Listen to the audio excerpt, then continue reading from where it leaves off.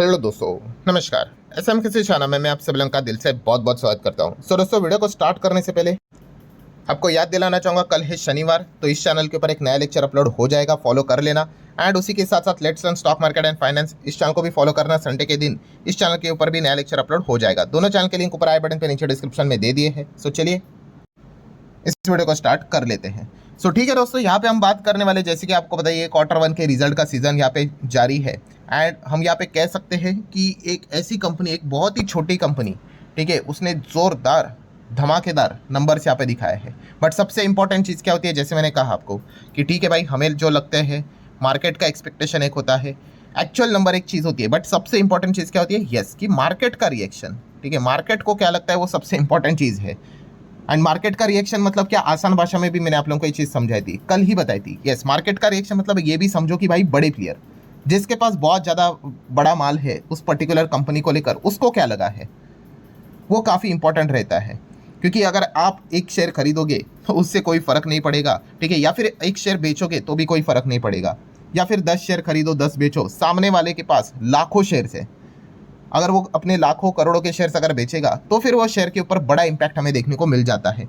And आज के दिन की अगर बात कर ले तो इस कंपनी ने धमाकेदार परफॉर्मेंस दिया, अलॉन्ग विथ ज़बरदस्त मार्केट रिएक्शन की, सीधा अपर सर्किट ही लग गया। मतलब क्या है कि सब कुछ चीज़ें बढ़िया रही और मार्केट को भी ये नंबर इतने बढ़िया आ गए कि मार्केट से माल ही खत्म हो गया। अपर सर्किट मतलब क्या कि यहाँ पे खरीदने वाले कितने हो गए, 100, ठीक है, एंड यहाँ पे बेचने वाले अब कोई है ही नहीं। ठीक है, तभी तो हम कहते हैं अपर सर्किट लग गया कि बायर्स बढ़ते ही जा रहे हैं, बेचने वाला कोई यहाँ पे है ही नहीं। इसी कंपनी के बारे में हम थोड़ा डिटेल में जानने की कोशिश यहाँ पे करेंगे। पूरा वीडियो इन्फॉर्मेशन एजुकेशनल पर्पज से रिलेटेड रहता है। ऐसे बहुत सारे नंबर्स को लेकर वीडियोज यहाँ पे आने वाले हैं। तो सबसे पहले तो आप देख सकते हैं June quarter, then March quarter and then again June quarter. तो कंसोलिडेटेड नंबर्स हैं। तो स्टार्ट करेंगे सबसे पहले, तो आप यहाँ पे देख सकते हैं टोटल इनकम कितना है, 10,270 के आसपास। ठीक है, अगर मैं बात कर लूँ यहाँ पे कि ये फिगर्स जो भी लिखे हुए लैक्स में, तो हम करोड़ों में अगर बात करेंगे तो पिछले दो नंबर्स को हटा दो तो यहाँ पे कितना नजर आएगा, फिर चलो राउंडेड पकड़ लेते हैं, 103 करोड़ की कमाई हमें देखने को मिली है। देन अगर 3 महीने पहले की अगर हम बात कर ले तो ये कमाई थी 76 करोड़। ठीक है, और उसके पहले की अगर बात कर ले तो कमाई कितनी थी, लगभग 48 करोड़। सबसे जो मेरा फेवरेट पार्ट होता है कौन सा, कि भाई टॉप लाइन कमाई बहुत बढ़िया होनी चाहिए तो जाके बॉटम लाइन अच्छा हो सकता है। कमाई अगर थकेली रहेगी, ठीक है, एंड मतलब तो फिर नीचे मतलब बॉटम लाइन जो होता है भाई वो भी खराब हो जाता है, एंड वो भी एडजस्टमेंट के चलते ही बेहतर हो सकता है, और बाजार उन चीज़ों को ना उतना ज़्यादा भाव भी नहीं देता है। कमाई आप देख सकते हो 48, 103 हो गया, 48 का डबल भी आप करोगे तो आप अंदाज़ा लगा सकते हो। ठीक है, 100 को तो क्रॉस नहीं करेगा, 50 के नीचे है, एंड यहाँ पे तो 100 क्रॉस हो चुका है, 76 का भी 103।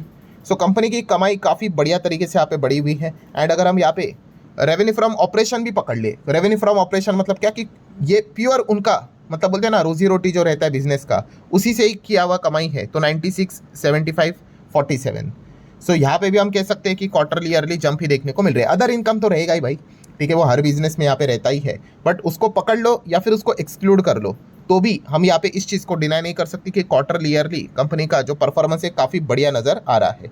ये तो कमाई की बात हो गई।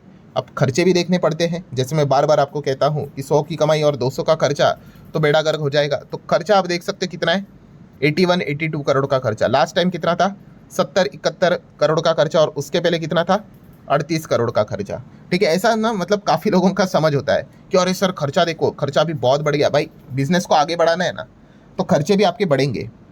ठीक है, ये एक्सपेक्ट नहीं करना कि बस कमाई बढ़ती जाए, कि पहले 10 करोड़ कमाते थे अब 100 करोड़ कमाए, बट खर्चा पहले 1 करोड़ का था तो 1 करोड़ ही रहे। नहीं, खर्चा भी बढ़ते जाएगा। हाँ, बस एक ही चीज़ रहनी चाहिए कि कमाई का प्रपोर्शन खर्चे के प्रपोर्शन से ज़्यादा होना चाहिए। ठीक है, तो ही जाके आपका जो नेट प्रॉफिट रहेगा वो अच्छा रहेगा। इनकम से एक्सपेंस हटा देंगे, प्रॉफिट मिलेगा या फिर लॉस मिलेगा। तो क्या नज़र आ रहा है, किधर गया प्रॉफिट, तो प्रॉफिट बिफोर टैक्स आप देख सकते हैं लगभग 21 करोड़। उसके पहले कितना था, 5, 5.5, चलो राउंडेड 6 पकड़ लेते हैं, और उसके पहले कितना था आप देख सकते हैं 9 से 10 करोड़। तो क्लियर कट नजर आ रहा है भाई, 10 का 21, 6 का 21। ठीक है, बट ये भी टैक्स के पहले की कहानी है, चलो टैक्स भी दे देते हैं सरकार को, फिर बचा क्या, final profit for the period और द ईयर। ये फाइनल प्रॉफिट जो न्यूज़ चैनल अलग अलग मीडिया में आपको नजर आएगा कितना है, राउंडेड ही पकड़ लेते हैं 17 करोड़ के आसपास। ठीक है। एंड उसके पहले की अगर हम यहाँ पे बात कर ले तो कितना था, 1 करोड़ के आसपास, 1 करोड़, चलो 2 करोड़ ही पकड़ लेते हैं, और उसके पहले भी कितना था ऐसा ही, मतलब अगर हम यहाँ पे बात करें 9 करोड़ के आसपास। मतलब आप देख सकते हो यहाँ पे 9 का डबल 18, मतलब ऑलमोस्ट उसी के आसपास है। और ये तो मतलब कैलकुलेट ही क्या करोगे, 2 का सीधा 17, मतलब 8 गुना से ज़्यादा हमें जंप देखने को यहाँ पे मिल रही है। क्वार्टरली अगर बात करें तो सब कुछ एडजस्टमेंट, टैक्स बिक्स सब कुछ पकड़ने के बाद, सो काफ़ी ज़बरदस्त धमाकेदार परफॉर्मेंस हमें देखने को मिला। और ईपीएस तो उसी के हिसाब से आएगा जो आप देख सकते हो, 13.5 का ईपीएस है, जो कि इसके पहले ₹1.5 का ईपीएस नज़र आता था और 1 साल पहले 7.5 का ईपीएस नज़र आता था। तो सेम वही कहानी है कि ईयरली अच्छा, क्वार्टरली तो भाई ज़बरदस्ती, मतलब कमाल ही हो गया।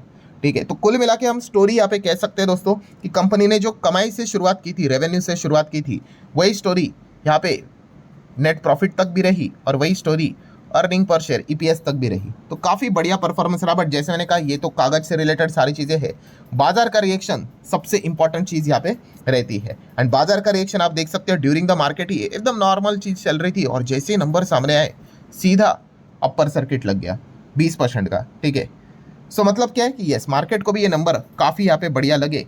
तो कौन सी कंपनी की हम बात करें तो दोस्तों कंपनी का नाम है अमन लिमिटेड। यस, 1974 में ये कंपनी इनकॉर्पोरेट यहाँ पे हुई थी, शुरुआत हुई थी, और बल्क केमिकल सेगमेंट में ये कंपनी काम यहाँ पे करती है।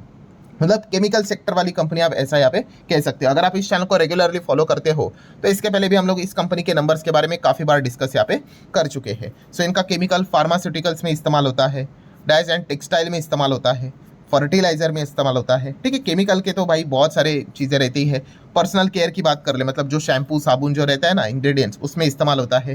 पेट्रोकेमिकल्स में भी इस्तेमाल यहाँ पे किया जाता है। एंड अगर इस कंपनी की अगर हम लोग यहाँ पे बात कर रहे हैं, बोलते हैं ना एक वो चीज़ रहती है कि एक चार्म वाला पॉइंट, चार्म मतलब जैसे कि अगर हम कहते हैं देखो जियो फाइनेंशियल सर्विसेज फॉर एग्जाम्पल, तो उसमें खास बात के तो हम कहते हैं कि भाई वो तो जियो है ना, मतलब मुकेश अंबानी की कंपनी है। वैसे इस कंपनी से रिलेटेड भी अगर बात करें, इसका चार्म क्या पता है, यस, इसकी पेरेंट कंपनी, मतलब ये किसी की तो सब्सिडरी है, तो इसके पेरेंट कौन है, होल्डिंग कंपनी कौन है, यस, उसका नाम है अतुल लिमिटेड। यस, काफ़ी लोगों को पता होगा अतुल लिमिटेड के बारे में।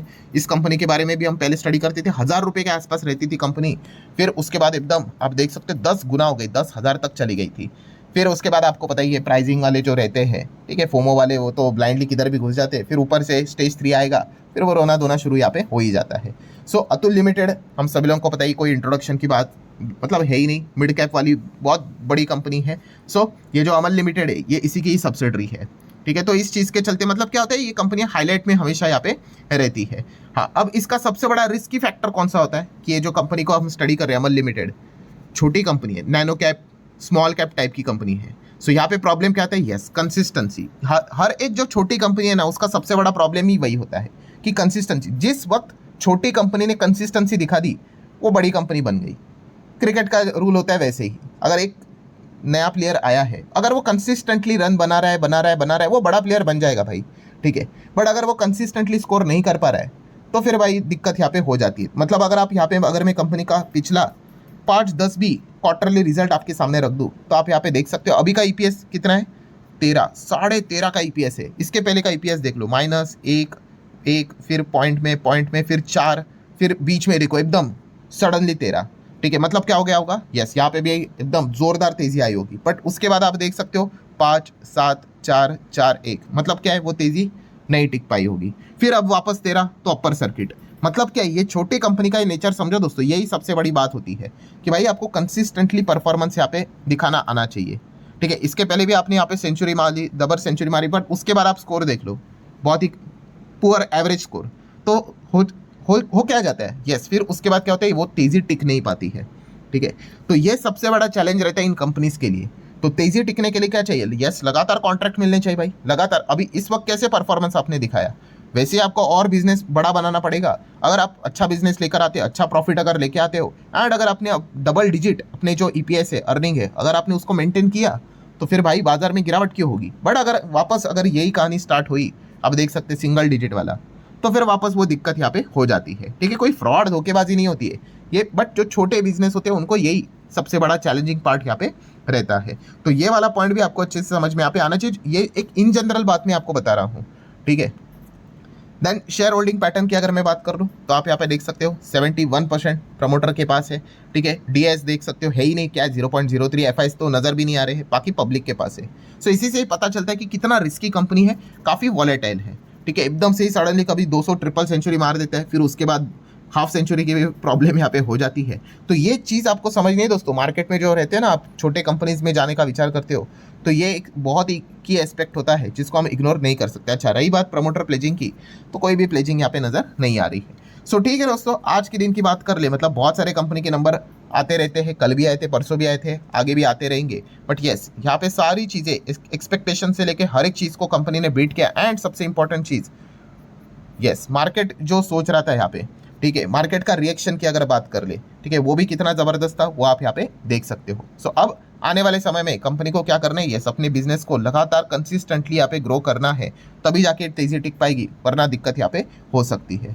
सो आशा करता हूँ दोस्तों वीडियो हेल्पफुल लगा होगा। अगेन जाते आते डिस्क्लेमर देना चाहूँगा, पूरा वीडियो इन्फॉर्मेशन एजुकेशनल के पर्पज़ के हिसाब से ही रहता है, ठीक है।